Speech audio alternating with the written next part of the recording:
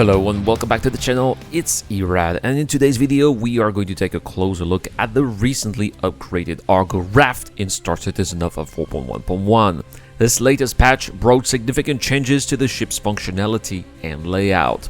The RAFT's cargo capacity has been increased from 96 to 190 USCU. The external quad cargo arms, originally designed to carry 4 96 SCU containers, have been removed. In their place, a new cargo grid has been introduced, allowing containers to snap into position under a ceiling-mounted system. Additionally, a new tractor beam has been installed at the rear of the ship, offering more flexibility in cargo handling. In this video, I'll be putting the updated RAFT to the test to determine whether these changes make it a viable option for cargo haulers. To start the test, I decided to load the ARGO RAFT with a variety of cargo containers. While of course I knew that the ship's cargo capacity was 192 SCU, I wanted to see how it handled different container sizes in practice. Therefore, I went to the back of the ship and activated the operator station and hopped into the remote turret. The new tractor beam was a real highlight. It was easy to use and significantly more comfortable than the handled tractor beams, which can often be hard on the wrists during long sessions. The added comfort is definitely a welcome improvement here. However, as I began loading, I noticed a few issues. While the smaller containers loaded just fine, the larger 32 SCU ones had trouble clipping onto the cargo grid. I quickly realized that these larger containers could only attach if positioned parallel to the ship. Another problem I encountered was visibility due to the size of these 32 SCU containers, which blocked my view in the remote turret camera. This forced me to return to the hangar and manually load the smaller containers. That being said, I would say that the concept of the cargo grid is solid and there's potential here, but it definitely needs refinement. One of the main improvements would be the ability to rotate the camera for better visibility while using the remote turret. If it's possible, then I was not able to find it, so at the very least, it should be more intuitive. Next, I set course for Seraphim Station in Stanton with my cargo from Checkmate in the Pyro system. When it comes to maneuverability and speed, the RAFT hasn't changed. It is still as slow as it has ever been. It handled decently in the wormhole though between Pyro and Stanton. The quantum engine is also quite slow, especially compared to faster engines on other ships.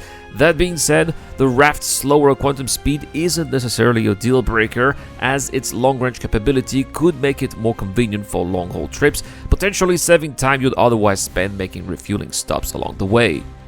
Upon arriving at Seraphim Station, I positioned the rear of the RAFT right by the freight elevator and began unloading everything using the ship's tractor beam. The unloading process was much smoother than the loading, and I was able to quickly move the containers onto the freight elevator grid, saving significant amount of time compared to manually handling each one. This made the process far more efficient, especially given the amount of cargo I had on board. So, after testing the ARGO RAFT, I would say it's definitely shaping up to be a strong contender for any hauler or cargo enthusiast.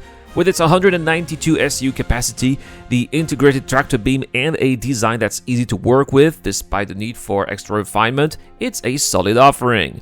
And when you factor in its price, 125 USD or just 3.5 million credits in-game, it's actually an incredible deal. Given the RAFT's potential for hauling missions and its ability to become a major asset for traders, I wouldn't be surprised if its price goes up significantly in the future. So, if this type of gameplay is up your alley, now might be the perfect time to grab one before the price tag goes up.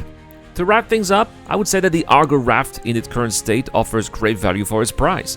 The improvements in cargo handling, the integrated tractor beam, and its solid capacity make it a worthwhile option for anyone looking to get into the cargo hauling business in Star Citizen. While it still needs some polishing, especially in the usability of the cargo grid and camera controls, it's definitely obvious that the RAFT is moving in the right direction. So if you're into cargo gameplay, I'd say now is a good time to pick one up before the inevitable price hike. As always, I'll be keeping an eye on future updates and improvements, so make sure to subscribe to the channel to be aware when one of those videos goes up. Anyway, speaking of subscribing and liking, well, this can get you to earn the Super Hornet Mark II. All you have to do to subscribe to the channel and comment to any videos posted this month. 10 entries will be added into the Wheel of Names, automatic entries for Patreon and YouTube members, so why not go in the extra mile as well? It definitely helps the channel a lot.